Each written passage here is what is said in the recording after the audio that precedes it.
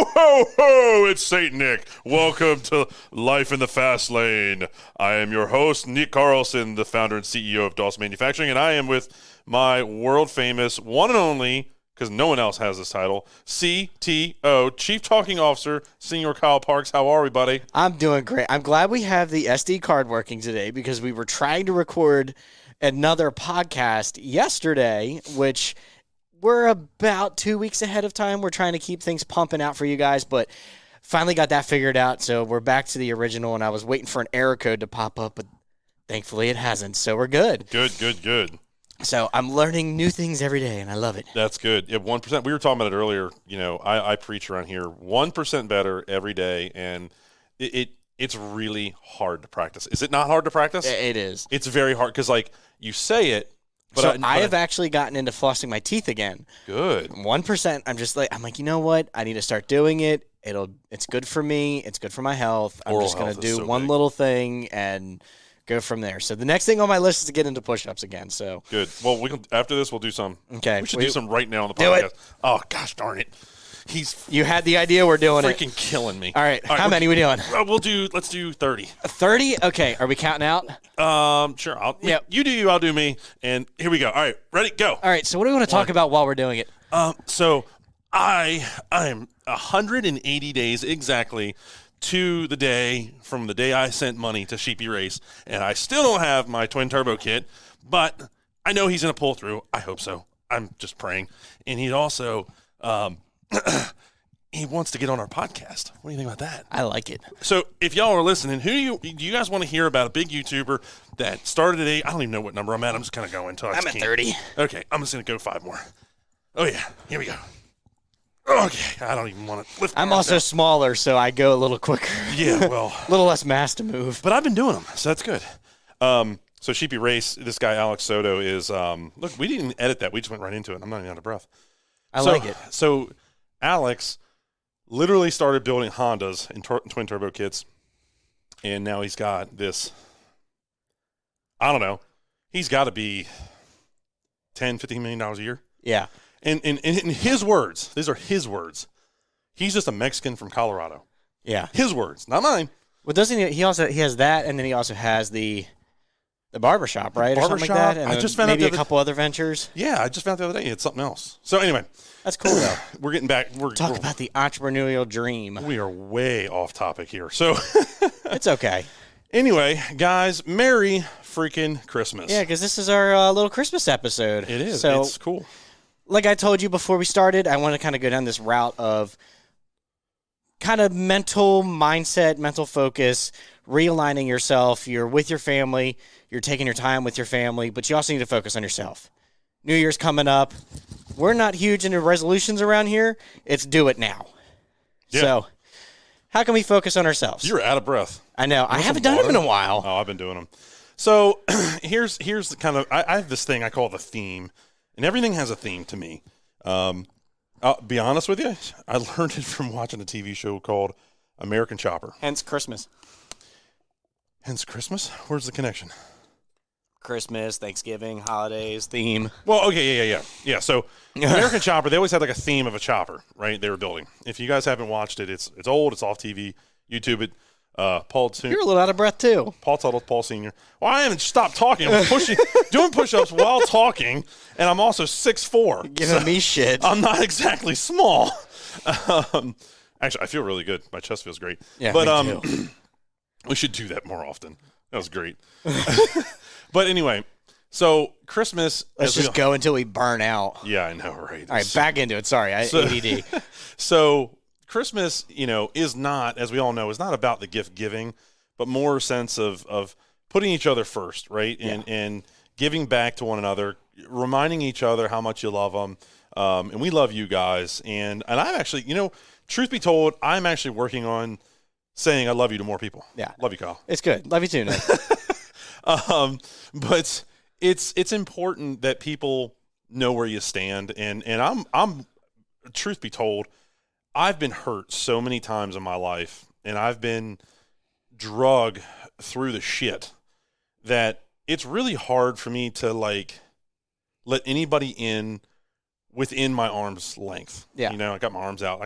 My arms reach over like 7 foot when I have my arms up. They're like 7'2". It's ridiculous. You have your space, and you know that you're comfortable in that space, and it's hard to bring the people in and be like, look, like you're a part of my space in a mental manner versus the physical, because there's the difference between both. But like I've always told everybody, Matt Weisner, my best friend, I've known him since kindergarten. He is my brother. There's nothing around it. Even my parents consider him family. Yeah. So he is literally my brother. My daughter will know him as Uncle Matt. Yep. We will know, Marissa as Aunt Marissa. So same thing with Benjamin. I know Ben listens to the podcast all the time. I love Ben. I love Kimberly. They are great friends. They are family. What's up, y'all? How you doing? Yeah. Lyle, Zoe, you're included as well. I love you both. Yep. Because you guys listen too. So, but I mean, there's so many names of people that I can just reach out and say, look, I love you. Sean Belt's another one of them. So like they reach out and they talk. We're there for each other. Yep. It's great to have that, because it's somebody that that has your back, and you can always give to them. Like the one thing that I love that we do around here that I noticed last year was cool was George. One random day he said, guys, do not bring any food tomorrow. I'm bringing lunch in. The wife's got a platter, and it was good. I mean, we made subs and stuff. I think it was like with croissant rolls or something. It was delicious. Yeah. But we all just came in. We had lunch together. We hung out. I don't remember if there was cake or not that day, but we had something else with the platter. It may have been candy or something. But we just took a little extra time during lunch, had the time together, and just said thank you. Yeah, and we do. We break bread a lot together, which I think is super important. Lately, there's only been like 3 people in the break area eating lunch together, which is kind of odd. There for a while, it was everybody, and it's like we don't have enough chairs. And well, I've been burying myself trying to get some stuff done back here. So that you had COVID, and you were fighting that. Yeah, that was fun. Yeah, we weren't. We didn't make you stop working. We just said, hey, just hang out. Keep to your corner. Yeah, keep to your corner and just keep on getting it, because I didn't want to interrupt your cash flow. Plus, I'm not scared of it. Nobody else is around here anyway. That's our decision. Y'all have your decision. That's my decision. But getting back to Christmas, it's amazing. I learned something a long time ago, and my wife taught me this, and she said, this is probably 15-ish years ago, 12 years ago, something like that. She goes, you give to the universe, and it'll give back to you tenfold. Yeah, it's a multiplicative effect. It's a multiplier. Yeah. Right. So here's my experience. I decide I'm going to implement this into my moral compass and who I am and what I'm going to do, and I just start giving, and I start giving, and I start giving. And I don't know about you guys that are listening, if you've ever met me or you ever spoke to me or you follow us on social media or whatever, but I try really, really, really hard to the point where I exhaust myself to give. Yeah. Nonstop. And that's, that's knowledge. That's the emotional attention. That's the, hey man, how you doing today? It ties into a little bit of everything. It doesn't have to always be monetary or a physical thing. Just an ear. Yeah. Like, I couldn't tell you many times at trade shows, people just want to sit there and talk. There's one guy in particular who owns a bunch of our products, and he just won't shut up. And a nice guy, but like I can tell he's missing an ear in his life or something. I don't know exactly what's going on. I can't make a judgment. But what I did do is I gave him my ear for probably far too long. Yeah. Excuse me. And I do that a lot. And a lot of my people, a lot of my peers, a lot of people that see me do it, they're like, why do you do that? And the reason I do it is because we're all human. Now, I'm not going to say we're all the same, because my bone structure clearly is different than your bone structure. Yeah, a little bit. Just a wee bit. So I don't want to hear this crap about, well, we're all the same. Look at skeletons. Well, no, we're not, because some have ovaries, some don't. Some are big, some are small. We are all very much our own entities, our own little beings. And it's like, what is it, 4 trillion to 1 odds that you're born or something? Yeah. Something crazy. So anyway. Don't quote us, Gary V. Yeah, I literally learned that from Gary V. But it is, it's super important to give people the time to make them feel, not make them feel, give them the opportunity to feel like they're somebody. Yeah. And that doesn't mean allow them to beat on you and complain and all that.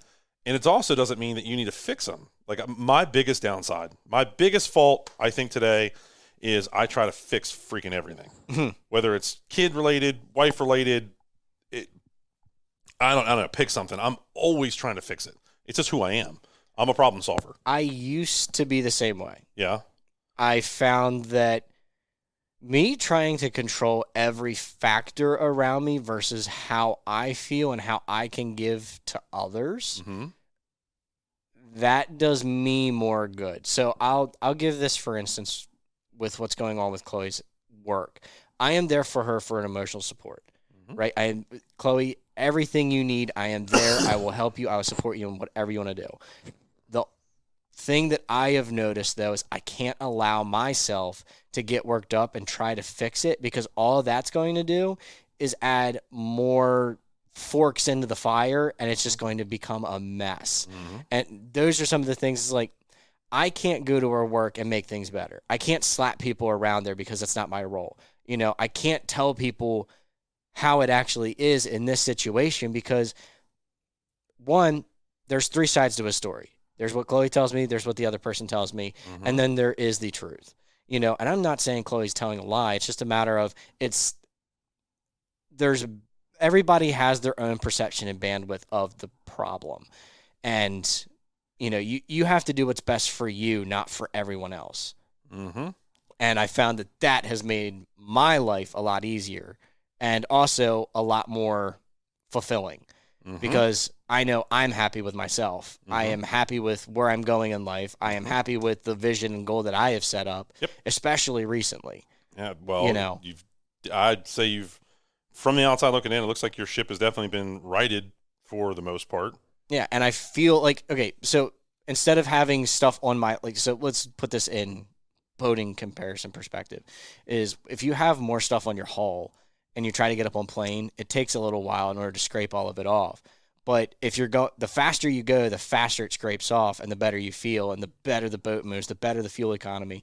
You know, all in all, everything's better. So I have scraped all that sludge off the bottom and I'm on plane right now is what I feel like. Yeah, what he's talking about, guys, if you're not boaters, is the hull, the bottom side of the boat will get like barnacles on it. And just barnacles, junk. Algae, the whole nine. Yeah, junk. And so whenever you have that, it creates friction. Yep. And friction slows you down.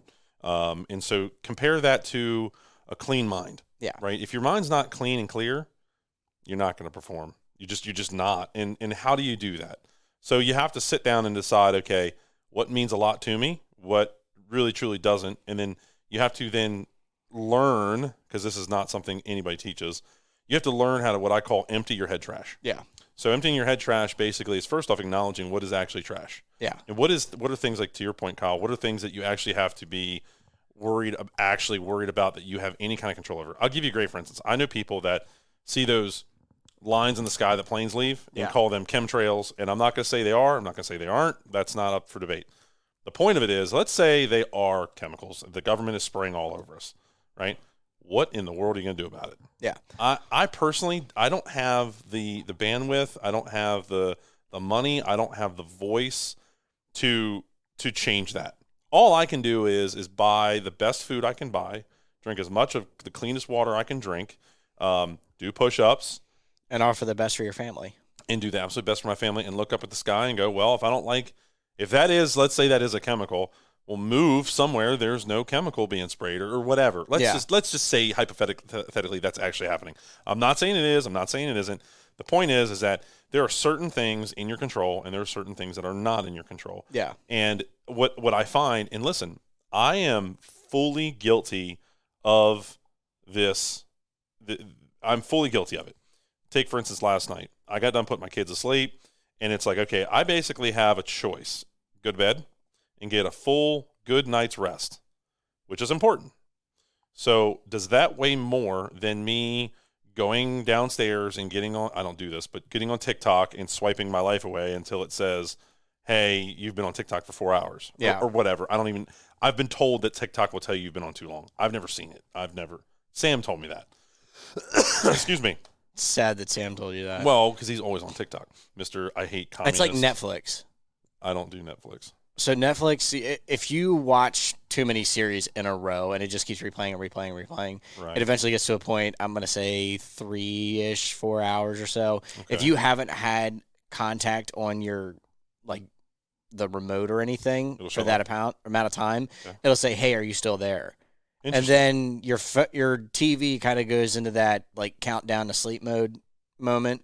So if there's no activity on the TV and you haven't been there and you've already fallen asleep, the TV will shut off. I gotcha. Okay. Well, especially with the smart TVs. Yeah, I don't have one. My TV's 10 years old. I was telling Kyle this morning, guys. I never had television until I was. My father had television, but I wasn't with him very much. It was only like every other weekend. And it was only like Friday, Saturday, and like Sunday morning. Yeah. And when I was with him, it was like, can we just throw the ball? Can we go work on a car? Can we go kart racing? And I didn't have barely any money to do it. We'd show up to the racetrack, and we'd pull this go-kart out of my dad's old 88 Bronco 2, and everybody else had trailers and stands, and my crap was sitting in the dirt, right? I barely could make it to a race. Like, it was just, I don't even know how he did it. He's an amazing person, and he perseveres, and he knows how to get thin, which is another podcast we should do, is talking about getting thin, getting lean, getting mean. But, when it comes to this giving, first off, I want to remind everybody, if you've ever been on an airplane and they're going through all the safety stuff with you and they're showing you how to like buckle, your seat cushion's a flotation device, blah, blah, blah, the oxygen masks, when they pop down, who do they always say to put it on first? Yours first. Put it on yourself first. So that is a very true, I've said this for years. I never heard anybody ever say that, other than the stewardess that said it on the planes when I was a kid or whenever I started flying. And I've flown a shit ton in my life. Oh my God. I could maybe 1,000 flights in my life. 22, I bet you I was on 40 different flights easily. Yeah, you were gone a decent amount. A lot. I was gone a lot. Anyway, but the point is, put the mask on yourself first. But keep in mind, I'm going to give you this analogy. If you stick a mask on first, but you have a stuffy nose and you've got, postnasal drip in your throat is clogged and you can barely breathe, well, you would relate that to the head trash in your mind. So if you're trying to get yourself right, but you haven't emptied your head trash, it's kind of like the deleted folder in your phone or in your computer. You have to empty the trash sometimes to free up space in your phone or in your computer to allow it to run better. Exactly. Right. So when it comes to Christmas, guys, and it comes to, separation season, we just released a podcast on that. I hope you guys enjoyed that one. This is also as important. So in order to separate, in racing terms, you got to loosen the car up. You got to let that thing slide freely through the corner. You know what I'm saying? So let it loose. It is. It's literally, you call it loose. It's where the tail end of the car wants to come around and wants to spin out. But loose is fast. And when you're fast, you're on the edge out of control. That's the terms in racing. So if you feel like you're out of control, it's probably because you're moving pretty quickly. It's a good thing. It's a good thing. So in order to do that, you got to free the car up. In order to free the car up, you got to free the mind up. And you free the mind up, you dump all that trash out, and you start deciding, okay, do I need to smoke that cigarette? Do I need to drink that drink? Do I need to be, consuming that content that I know isn't serving me, right? Yeah, and a lot of times, I mean, I don't mean this in a mean way, but a lot of times when Christmas comes around, yeah, it's a cheerful, joyful time, but there's always family drama. Well, it's never cheerful for me. And here's the thing: is just like, okay, is the drama worth something for you to worry about day in and day out? Not normally. No. It's just, okay, somebody got their butt hurt over one little thing, and you go, look, I'm sorry, that's the best I can offer. And I can't do anything about it. Mm-mm. And if they throw something at you that you can do, mm-hmm. and it's something that you're willing to comply with, mm-hmm. cool, you fixed it. Mm-hmm. If it's something that you're not willing to come off of your moral compass of, then don't shift off of it, because you're going to be a happier person sticking with your moral compass. Yeah. And do everything you can to make your family happy. Keep them, keep smiles on their faces, keep a smile on your face. But if it's something that you can just walk past it. Your stability will make them happier than anything. Exactly. When you're the best that you can be, that rubs off on everybody. Yeah, and it's not necessarily being nonchalant about it. This is not going to bother me, and it's for a reason.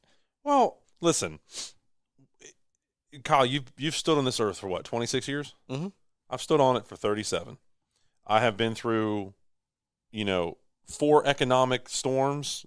I have been through, of course, not me suicide, because I'm not dead and I've never, attempted it. But you've had the thought. Well, I've had the thoughts for sure, and it's ugly. And again, anybody that needs help with that, dial 988. And there will be somebody there to help talk you through it. So glad you remembered it, because I didn't. Yeah, well, it's important to me because I lost my best friend to suicide. Yeah. And it's something that, Okay, this is head trash. I'm gonna give you guys a great example of something I had to battle. So my best friend shot himself 10 years ago, and all because of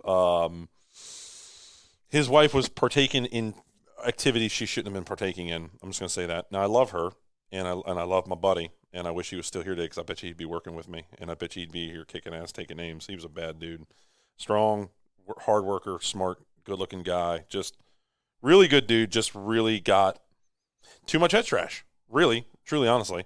But gosh, where was I going with that?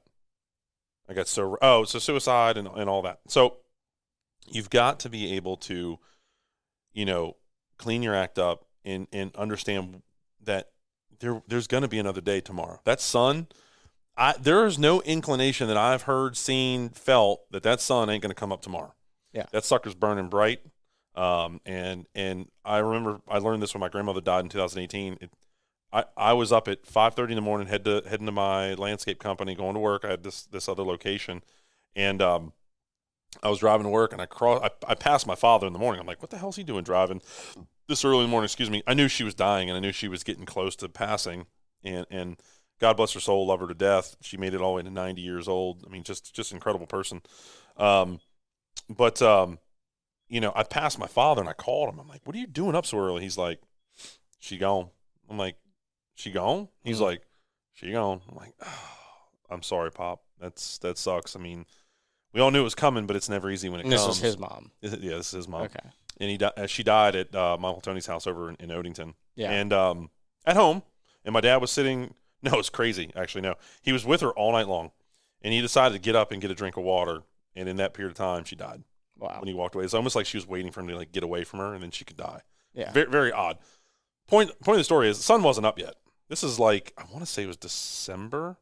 Everything in my life that happens bad is between middle of November through the holidays into my birthday. My birthday's January 12th. And then you get sick.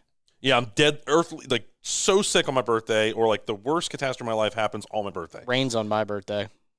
What are you, April something? Mm-hmm. Oh, okay. Well, there you go. I can't. What was it again? April 7th. 7th. Okay. Well, and you won't remember. No, I can remember. You know how I can remember? Sam is March 7th. Damn, I shouldn't have said anything now. There we go. I got it now. Because I try to get away with not having everybody remember it. Aha. So, my point to all this, guys. Okay, here's my head trash. This is what I was telling you about Bobby and all this. I just remembered. So, Bobby took his life with a 40 cal Smith & Wesson, and guess who bought the gun with him for him, convinced him to buy it? You. Me. I'm the one that took him to Bass Pro, showed him how to get the licensing, showed him how to do the paperwork, helped him pick out the proper pistol, blah, blah, blah. And he bought it for his dad's birthday. Yeah. Because his dad was very much, conspiracy theorist, thought the government was after him, wanted the protection, but was too scared to go buy the gun. Because truth be told, when I got my first gun, I was very, very scared of that. You should be. Guns are incredible tools, but at the same time, used improperly, could be a weapon. It's a weapon. Same with a knife, same with a hammer, same with a baseball bat. Yeah. You have to properly know how to use the thing. And so after I got my proper training and I got my concealed carry and all this other stuff, I was very much qualified, right? And we always talk about credentials on this podcast. Everything is about credentials.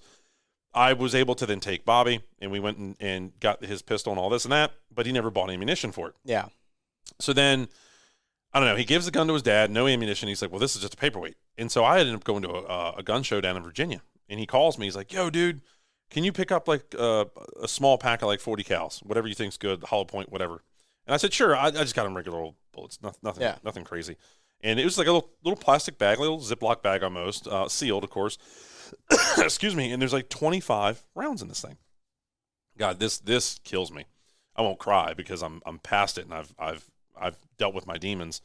But that was probably January, and he took his life in May, and his birthday was in May. And let me see here. What had happened? He had taken one bullet out of the thing, and he was very upset. This is the story I heard. And he took him 2 hours to figure out how to load the gun. And then once he got it loaded, he said something. I really don't want to expose all this, but he said something and took his own life. Keep in mind, this head trash that I had to deal with, that I had to eject out of my mind and say that wasn't my decision, that wasn't me, was the fact that I bought him the gun. I bought him the bullets. If I didn't do those things and help, not convince him, but help him through the process, he'd probably still be here today. Now, maybe he could have drank some Drano, sure, right? Could have gotten to drugs and killed him. Who knows? I've lost friends that, well, once people get into drugs, I'm out. Yeah. So they're not my friends anymore. And I've lost plenty of people that used to be friends that ended up, dying of overdoses or drinking too heavily, getting car accidents, whatever. I exit those situations. What's part of that head trash thing is you don't want that to be something to pull you down. Well, yeah, like I had a friend of mine that was a female, and she started drinking before she was 21. I never drank till I was 21, and I don't drink that much, honestly. But she got decapitated. She was just having a few drinks, wasn't driving, and stuck her head out of a sunroof, and the person veered off the road laughing and went between like signposts on Ritchie Highway, took her head right off. And so crazy. My point to all this is that I've had to live with all this head trash and all this hurt and pain. And at some point, you just got to go, it happened. The sun will come up tomorrow. I can't change it. I just got to get 1% better. And before you know it, you'll turn around, you look back, and you go, holy crap, I made it through all this. Wow, how did I do that? And the reason you did is you consciously thought about it. You consciously compartmentalized it. You put it into a little box. You screwed the box shut, and you said, okay, that's my baggage, but it's screwed shut, and I'm okay with it, and I put it aside. I'll give you another great, for instance, my mother. So have I talked about my mother? Like I've brought up here and there. Some. You've touched. Here's the story. Of course, born. Thanks, Mom, for giving me birth. She probably doesn't listen to this, thank God. But when growing up, she made some really bad decisions. I don't need to go into all that. You know what? They're her decisions. I'm not going to say they're bad. They're her decisions. I didn't agree with them. And when I got to be an adult male, basically had my stepfather locked up, then accused me of a bunch of stuff, had to fight through it. I'm 18 years old. Turns my entire family against me in a courthouse. I remember everybody just shook their head at me and walked away. And I'm like, I didn't do anything. I was literally cutting grass. I literally wasn't doing anything. And all it was her own demons. And the court system ended up throwing everything out and said that, everything she was accusing me and my stepfather of was all false. Excuse me, I'm still fighting this cold, this cough I've had for 2.5 months now. But, I had to fight through all that. And a lot of people ask me, even my wife this day, she asked me, why doesn't that bother you more? And I'm like, well, first off, do you want it to bother me? Because I don't want it to bother me. Yeah. And she goes, well, does it? And I go, no, it doesn't bother me. And she goes, well, why? That seems like I don't know if my wife ever said this, but I'll say people probably think I'm heartless, right? And it's not that I'm heartless. It's that her demons are her demons. Yeah. They're not my demons. It's not my fight to fight. You're allowed to think about it, but you don't allow an emotional tag to be stuck to it. Right. Like it's, okay, yep, it happened. It is what it is, but I can't let that pull me back. Right. Because the demons, it's like, I always think of bobsledding. Or not bobsledding. What's the one where they have the dogs in front of the sled? Mushing? Dog mushing or whatever it's called? I think so. So whatever it is. We all know what you're talking about. Essentially, sled, bunch of dogs. All the reins on it, those are all your, say, just call the dogs individually your problems. All you're trying to do is hook on to them. That's the demons, right? So you're just trying to keep away from that. So if you just lock it up, put it away, don't let the demons drag you just haphazardly wherever the demons want to drag you. Yeah. Right? So you They're have to not in control, you are. Yeah, take control of those sons of bitches. And don't allow this is going to sound religious, but it's not. Don't let the devil control you. Yeah. Because great book to listen to, Outwitting the Devil by Napoleon Hill. Please listen to it. It's great. I just have to put that in there because you brought that up. Yeah, no, it's a fantastic book. So and it is scary. It's scary and true. That shit is. And it was written 150 years ago or some crazy number. Yeah. I'm going to look it up because I'm curious. Dude, it is psychotic. Anyway, so you have to stay in control of your thoughts, your minds, your actions, and every move you make and everything that's ever happened to you is your fault. So if something went wrong in your life, it's because you put yourself in that position. Did you get, what's it called? Not mauled. God dang it. What is that word? 1938. 1930. Gosh, dude, that was almost 100 years ago. Holy crap. 90 years ago. Almost. What is the math? 80 something. But the, not molested, mugged. You get mugged. Oh, yeah. You know why I've never been mugged? Because I don't stand in a city aisle or a city alley. Also 3 and doesn't matter. I can't. Well, I have taken on 5 guys at once and beat their ass. So don't come at me, bro.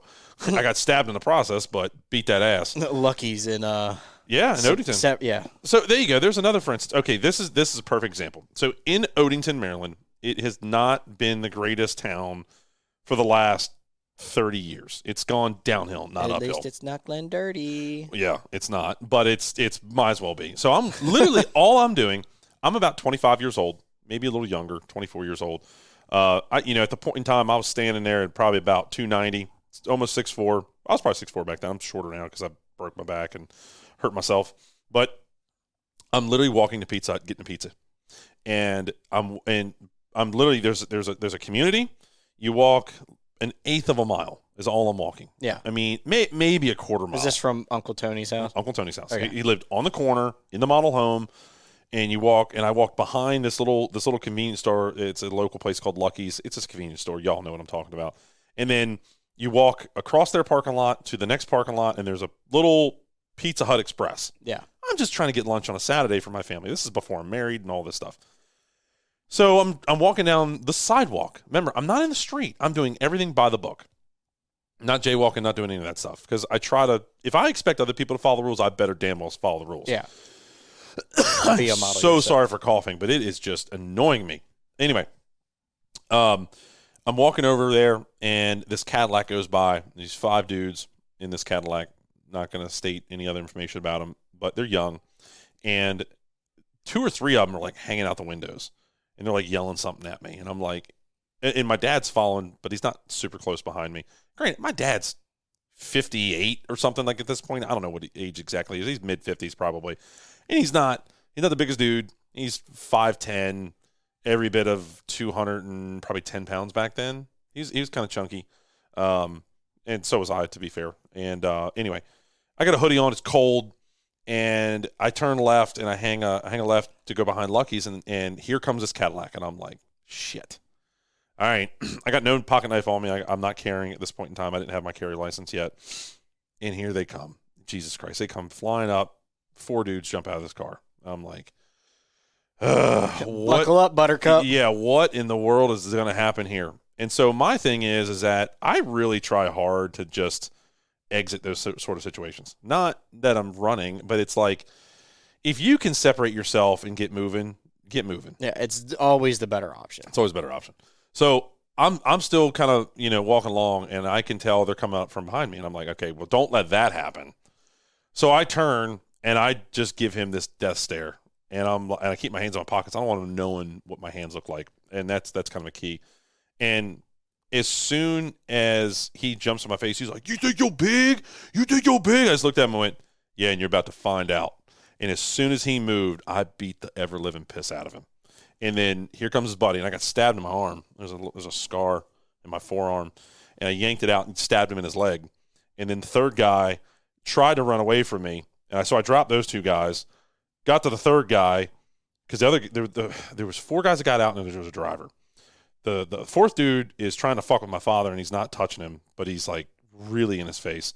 Third guy is trying to get away from me, and I grab him by like the back of his hood. Yeah. And I throw him down so hard, I don't know what part of his body hit the ground, but it sounded like a pallet of bricks hit the ground. And I look at the 4th dude, and I'm not close enough to grab him, but he's in my father's face, and I said, "You're next, motherfucker." And he looked at me, and I was like, "Look at your boys." And he ran to the car, jumped in the car, and the car was moving before the doors were even shut. Because the car, it's a green Cadillac, old, square, very large Cadillac, and all the doors are open except for the driver's door. Yeah. So he literally like dives into the back seat, and the car takes off. And that's one of those situations where, could I hold resentment to that class of people? Sure. And I kind of do. I'm kind of like very weary of it. But getting stabbed and beating this dude's ass, I don't like doing that. Like that's a rarity for me. Well, that was fight or flight. It was. I wasn't going to let my ass get beat, and I don't want to get hurt. Like that's not going to happen. Now I got hurt and ended up having to get stitches and all that. But don't let the situation where my best friend shoots himself. I don't let I had to learn. That was the big one that I learned was don't let the fact that I bought the gun it wasn't my fault. Yeah. It was his fault. He did that. Like, even the things that his wife did weren't his fault. He didn't have to do what he did. And that's what he didn't understand because he wasn't properly trained.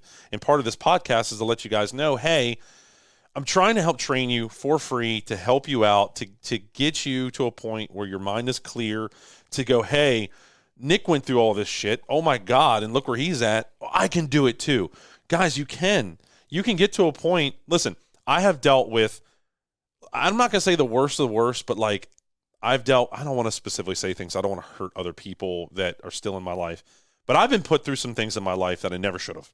Never. Now, have I put people through things? Have I put my wife through things that I probably shouldn't have? Guarantee I have. And if she's listening, I'm sorry. I'm very, very sorry. And I'll tell the whole world that because I'm also human. I give myself that not the slack. You shouldn't give yourself slack. You should hold yourself accountable, understand that you made mistakes, and then do your absolute best to not repeat the dumbass shit you did before. Yeah. It's just growth, right? So 1% better. 1% better. So I know, like, I've been hearing Kyle continues to say that here recently. He's really latched on to it. And I can see in his face, though, that he's tired. Like, he's like, I know this is what I'm supposed to say. I know this is what I'm supposed to do, but it is exhausting. Tell me I'm fucking wrong. A little bit. Am I wrong? There's other factors to it, though, because of everything. So the biggest thing that I know right now is kind of like draining me is everything going on with Chloe. Because to me, it sounds corny, but she is my soulmate. Everything that she feels, I feel. Sure, I get that. And it's one of those things that she feels down. So it's not that I'm dragging, but it's something that is playing into how I feel. And you can only do so much with that is let it not get a hold of you, but you have to do your best to be strong. You have to do your best to keep your mental focus in check. My mental focus is helping grow Dawson, figure out creating structures and systems for Scarlet Oak for next year, touching my clients for Scarlet Oak, touching friends, just making sure that I get a hold of them and saying, hey, I love you guys. Hope you all are doing well. So time out. I want to go back to Chloe because this is really big, and I learned this recently through reading books. Mm-hmm. So let me ask you a simple question, and everybody that's listening, follow along because Kyle and I don't script any of this crap. Y'all get the real us. If you could somehow be a fly on the wall and somehow we could ask Chloe, how do you want Kyle to be for you? What do you think she'd ask you? What do you think her request would be? Would it be to mourn in my troubles, right? Trials and tribulations? Would it be stay a strong, healthy partner for me while I go through this frustrating time? Would it be mind your own business? What do you think she'd say? It'd be the strong, healthy. And that's what I've been acting as when we're home and we're talking about it, I'm like, look, babe, it sucks with what happened. Mm-hmm. And I wish I could go in there and bitch slap the crap out of everybody in there. But that is not my place. Mm-hmm. My place is to be here and to make sure that we are strong as a unit.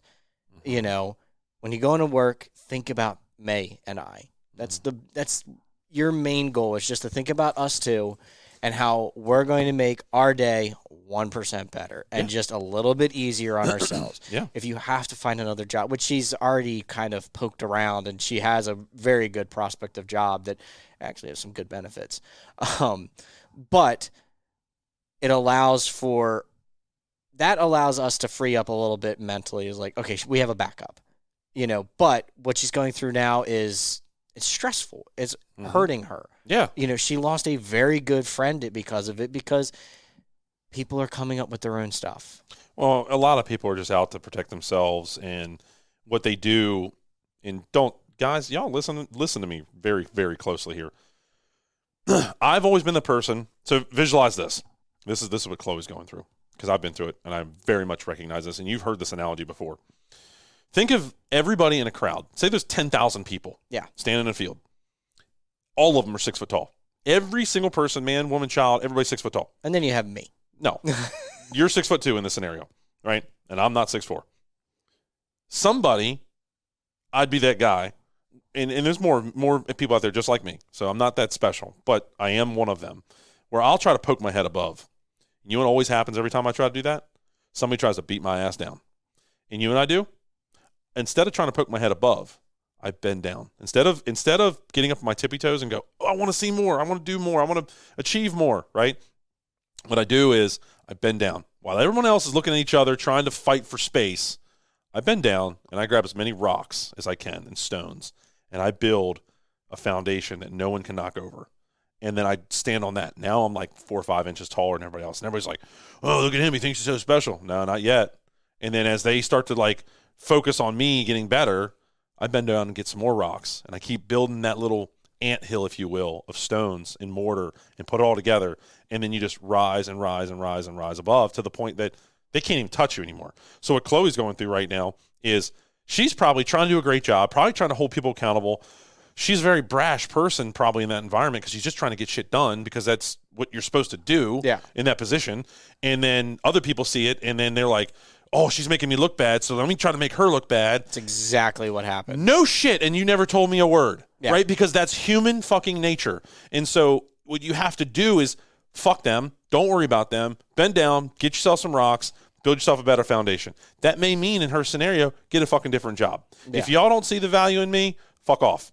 Right? I'm out. So if she can just say, hey, I'm going to focus on Chloe, I'm going to focus on me, and this is going to better me, which then is going to better my family, and the trickle-down effect to my friends, and so on and so forth, I'm going to set a good example. And you know what that other person's tearing her down? That wasn't truly her friend. That was just somebody using her time. You don't lose your lover, you just lose your turn. Yeah. Thank you, Kenny Chesney, for the saying. So her friend lost her turn in line as her friend. Yeah. Right? You're out, bro. You're fucking out. I mean, that's pretty much how we've done it. Right. So, sorry, you did it to yourself.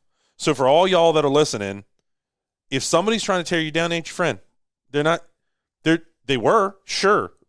Bye-bye. You don't serve our relationship. You don't need to serve me. Like, Kyle, you don't serve me. You serve the vision that will serve all of us. I'm building a step on that foundation. You are. And then another step. It's like a big staircase, right? And we're all building these steps, and we're trying to grow and grow and grow and grow and grow. And before you know it, I'm going to use me as an example because I can talk shit about myself. I'm 37 years old, and I've built this multi-million-dollar company. I've got toys. I've got cash in the bank. I've got all these great assets in my life, whether it's my good people, my business, whatever. It's all those years of 1% better in it's not just 1% per day. It's 1% per thought. It's 1% per action. It's 1% per step. Like, not watching that one stupid Mr. Beast video, right? I'm just using an example. I'm not saying he's stupid. It's entertainment. We all need it at some point. And he's a very smart guy. So if you do listen to Mr. Beast, I actually do like your mindset. If you can watch that side of him, not his content he creates, but how he creates it, there's a different, like, I study YouTube videos and what people do. I don't really give a shit about the entertainment side of it. I'm watching the shit in the background. I'm like, well, look at the camera. Look how they're moving it. Look, they're high, they're low. Look at the graphics. Look how they're editing it. Like, I'm studying everything I do and see. And so, like, around here, guys, I try to make sure that everybody understands, like, try to take less steps because you're wasting less time. Or, like, I brush my teeth in the shower because it wastes less time. It's an odds game, right? So the more you can not stop and get that Gatorade, the more times you can not drink that one beer, the more times you don't smoke, the more times that you spend less time on just dicking around on TikTok, the better you're going to be. Yeah. And that's not only going to serve you, but once it does serve you, then you're going to be better for everybody else. I like it. Holy shit, we just went down a whole big old road there, didn't we? My head's spinning. I'm sorry. It's just how I am. That's who Nick is, right? Well, no, and it's not that I'm saying, like, you ever hear people say, I try to get the 10,000 or the 50,000 foot view, where you try to expand yourself outside of what's actually going on in the situation? Yes. That's how I try to look at things. This is like, okay, you have painted this big vision for this company. Mm-hmm. I see the vision. Mm-hmm. Now I'm seeing, okay, well, how do I help get up to those levels to help push this further, but also help bring people up with me? Sure. Well, I don't think, in my opinion, it's our job to bring people up with us. Yeah. It's our job to set the example. I'm offering that tether if they want it. It's hanging off of you. Yes. They have to grab it. Exactly. Lead a horse to water, can't make a drink. Exactly. Right. And that was kind of my point of that, was just, hey, here's the tether. If you want it, grab it. Show me how you can deal with it. Yeah, but you can only have so many tethers. Yeah, exactly. Right? And, like, I've definitely had too many tethers in my life. I talked to a young man yesterday. I actually used to employ this person. Very nice guy. I've known him for a very long time. I wouldn't necessarily consider us like friends, but we know each other. He worked for me. Every once in a while, he'll call me. He's a car guy. Yeah. And he hit me up on Facebook yesterday. He's like, hey, dude, I got this question on these cars. Can I call you? Sure. So it was perfect time because I was heading home. And he's working on this this old Corvette, and somebody he bought it from, it's like a 1994. No, not my favorite year. Maybe it's an '04. I don't know. I don't truly remember exactly the car. But he said it's a wiring nightmare. The car's not running. And I said, okay, first off, you want to get the car running, throw 12 volts right at the starter, fire that son of a bitch up, throw a little ether into it, a little starter fluid. It'll go suck, bang, boom, it'll go. So he's like, well, how do I get the car to actually run right, with what the way it's supposed to? And he's like, I'm just very confused, and I don't know how to handle this. And it's just not his forte. And I said, here's the problem.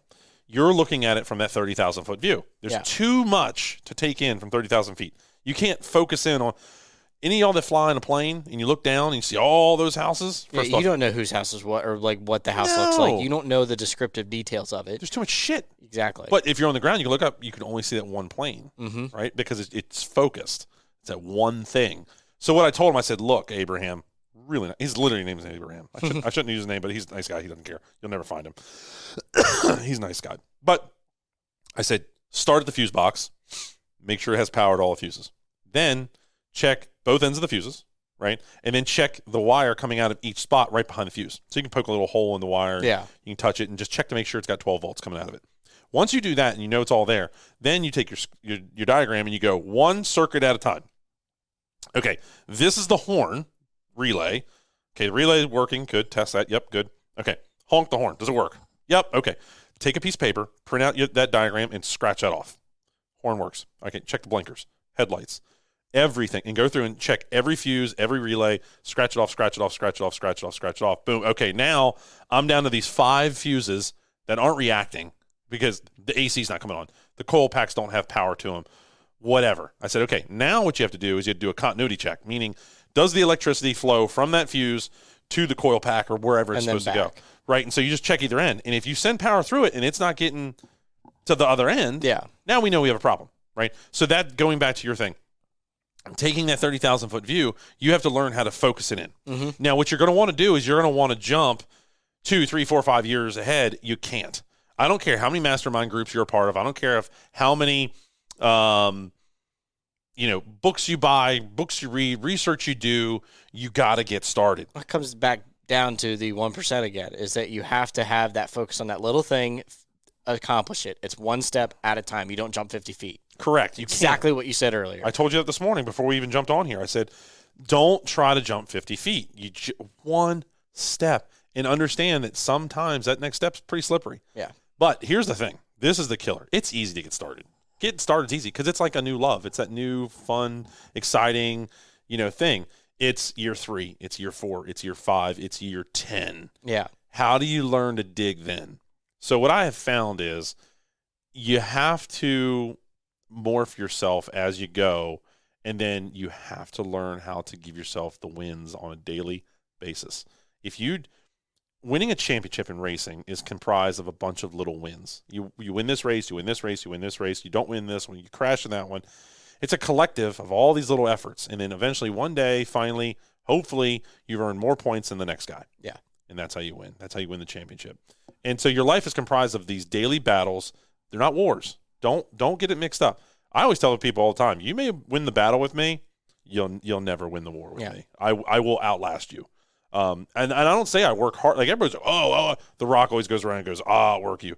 Yeah, he may, and he's a guy that not only will outwork you, but he is the type of guy, the elite mindset guy that, he can see that 30,000-foot view, and he knows exactly what steps it's going to take to get there. He was taught somehow, or he learned it somewhere. So the way he can do that is he empties his head trash. He's got a great moral compass. He's got people in his life and in place to keep him accountable. He is very much a thinker, a logical person. His feelings probably get in the way of his ambitions.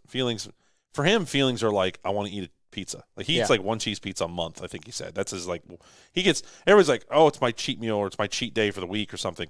No. If you want to win, you want to lose weight, if you have a cheat meal a month, that's too much almost. If you really want to lose weight. I lost over 100 pounds. I can talk all kinds of shit because I know. Yeah. I would go months without cheating. Well, it's crazy, too, because, breaking that repetition just a smidge can set you back a huge amount. Like it restarts you totally. Exactly. My dad, so he's done the keto diet for almost 5 years now, I think. Right. I can't remember. It was like just before COVID when they started. And he's done great. He's lost 100 plus pounds. And the one thing he said, his weakness is carbs. Me too. He is a carb fiend. Me too. So if he has it, he knows he will get caught on it and he won't turn back. So he will not touch a carb. That is so amazing that he says that, because you know what I call that? That's a doorway. Leave the freaking door shut. Yeah. Like, okay, for instance, I'll give you a good example. People that I hate this mentality. I don't like to use the word hate, but I'm going to use it right now. People that have to experience something for them to understand and learn it. Yeah. That's an excuse because you're a curiosity-based person, and you what do they say about curiosity, Kyle? Kills the cat. Kills the fucking cat. Don't do it. Okay, you want to know why I never smoked? I never wanted to have to battle that demon. Yeah. That's why I never did drugs. That's why I never wanted to drink, because let me tell you something. So truth be told, the last couple of years of my life have been the hardest years of my life. I've been going through something that was completely out of my fucking hands, that just got thrown on me. And let me tell you something.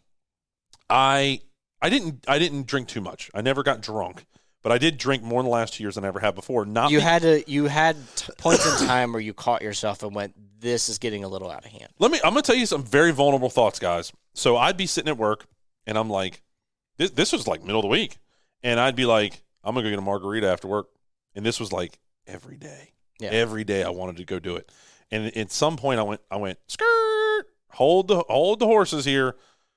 That's not who Nick is. What are you doing? Yeah. And those aren't the thoughts that you want to be having, dude.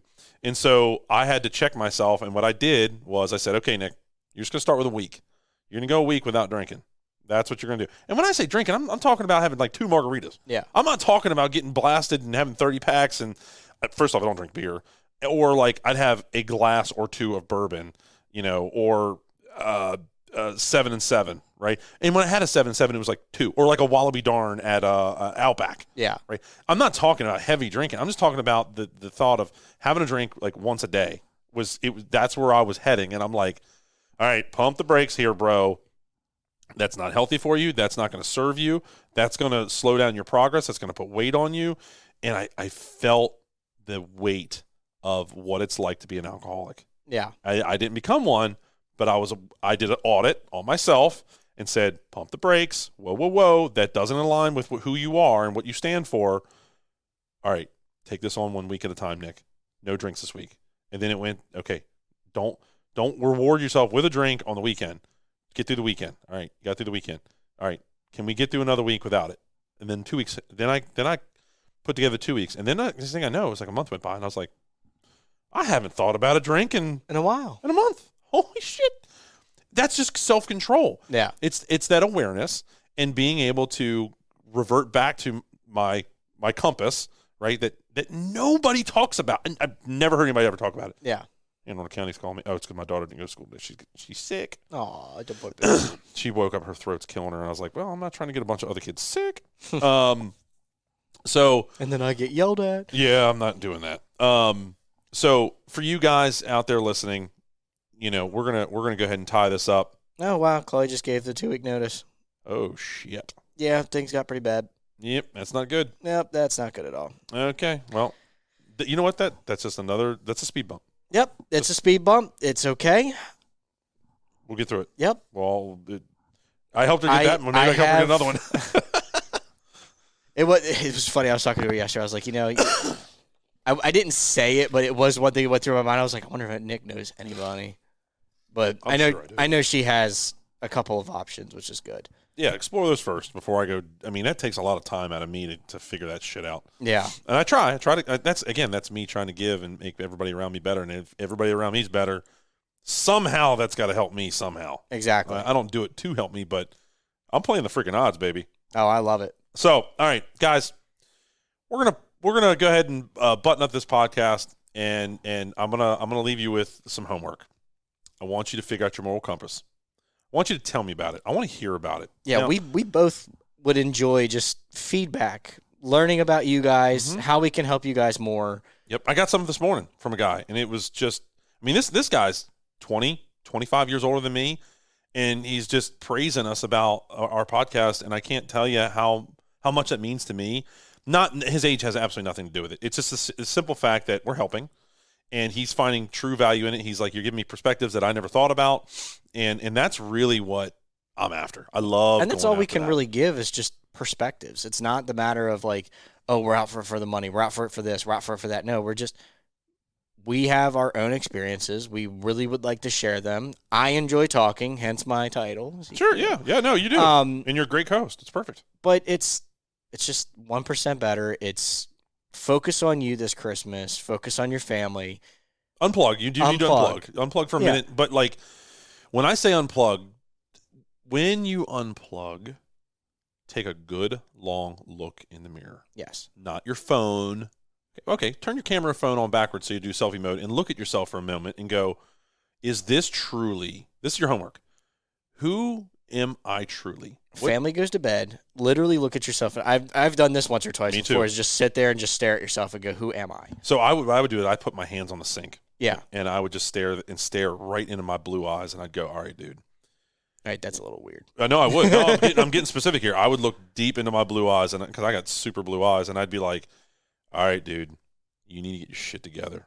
This is not the life you wanted. This is not what you were after. No one's going to do it for you. All right, get it together. Better attitude will help.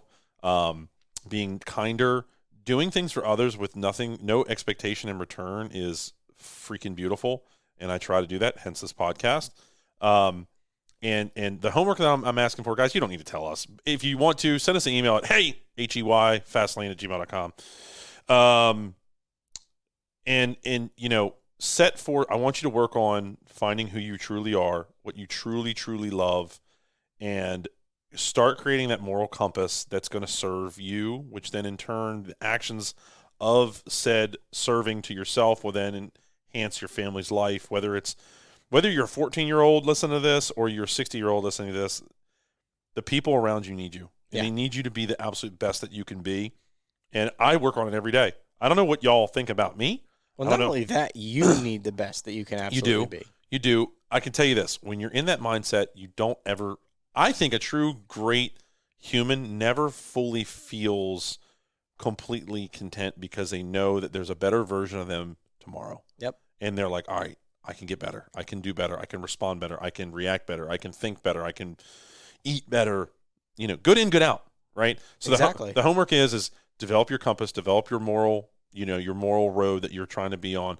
I want you, before the first of the year, I want you to get your dream board together personally, financially, and in business. I want you to I just did mine. Be reasonable with yourself. Understand that, your goals are going to be pretty hard to obtain, but if you just get started and then stay consistent, not just year 1, year 2, year 3, but year 10, year 11, year 12, whatever, it's going to serve you. And what's going to happen, and I bet you Kyle can attest to this, I think the reason Kyle's here is because he saw the consistency in me, and he saw this dream, and he goes, I relate to that. It feels right, and I feel like I can dedicate my life and my time, which is all we honestly have, is our time, to this cause, and I think it'll serve them, it'll serve me, and then it'll serve anybody that I come in contact with. Yeah. Is that not true? That's pretty much it. I mean, The way I came into it was I want to be able to become an asset, and then I want to be able to serve Dawson, and then I want to be able to serve myself, and then I want to be able to serve my family. Yeah. And that was the order. Yeah, 100%. And it's been that way ever since we've met in, 2019. And it's been consistent, has it not? Yes. And I think I've probably gotten better over time because I've been working on it, even though I went through the worst 2 years of my life. Yeah. Worst. And those worst 2 years of my life, I hate saying this because I didn't want to say it when I was going through it, but it made me stronger, and I didn't want to be any stronger, guys. I didn't want to go through what I went through. It was horrific. But you have to take the circumstances that come to you and find the best part in them. Find the new you. I had to find the new me, and it didn't come in the form of anger. Well, it came through in sadness, anger, frustration, crying. I've never cried more in my life. It's an emotional waterfall. It is, and you've got to just let it play out, and at the end of the day, do not lose sight of the fact that at the end of the day, you have to be the best you for you and be stable, and that will be the biggest Christmas gift you could ever give yourself. Yes. All right, boys, girls, mothers, dads, grandparents, we love you. Family and friends. Family, friends, be kind to yourself, be honest with yourself, set forth that positive road, and you're going to be all right. Exactly. All right, guys. With that said, if you want some coaching on all of this, where do they go, Kyle? Oh, I don't know. Maybe on to mulchmateusa.com. Check out our link in the description. Carlson Coaching, ladies and gentlemen. If you really want to know the deep, nitty-gritty way that I fought through all the goods and bads, because I think there's probably a lot more bads than goods, but the goods outweigh the bads because I'm able to let go of them, and I can help teach you how we go through all that. I can get more in depth with you. Sign up for the Carlson Coaching Program down in the link below, and I'll be more than happy to help you. If you'd like to just follow our crazy journey, go to Mulchmate USA on Instagram, Dawson MFG on Instagram, or just Google it and find your favorite social media platform. And Or I'll try YouTube it. Yeah, YouTube it. Go subscribe to our YouTube channel. Yesterday, I was working really hard on getting a YouTube video put together, and guess what? Ran into more problems.